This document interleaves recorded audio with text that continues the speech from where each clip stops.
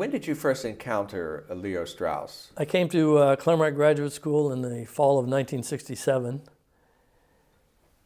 And I came because my undergraduate teacher, Bob Sassine, had told me that Strauss was leaving Chicago and was going to Claremont.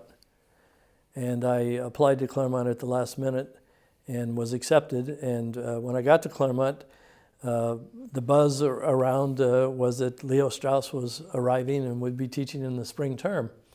And we were all excited, and there was great anticipation about the arrival of Leo Strauss.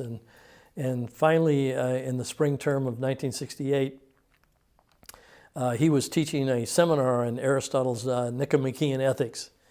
And you can't imagine the great anticipation and the great expectation we all had.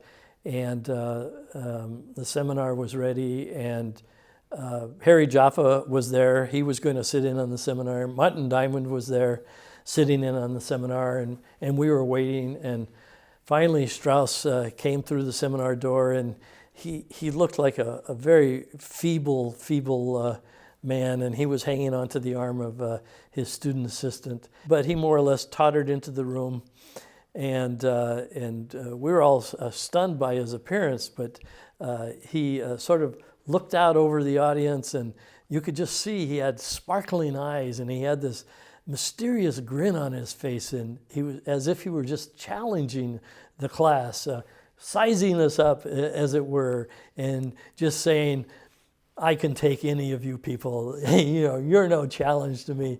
And then he settled in and he started talking.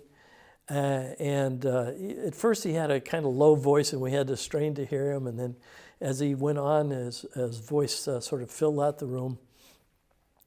And we were listening with great anticipation. And he started cracking these really corny jokes. And it was so unexpected. He was such a serious guy and such a somber personality. We just wanted to know, Aristotle, what is the secret teaching? What do we need to know? And the one joke that I remember, and it was so corny, I laughed and nobody else in the class laughed. And he said, after all, everybody knows that if you want a good soul, you don't go to a shoemaker. And I said, ha, ha, ha, ha. And he looked at me and with this twinkle in his eye, and like, and he said several other jokes. I wish I could remember the other jokes, but they were just completely flat.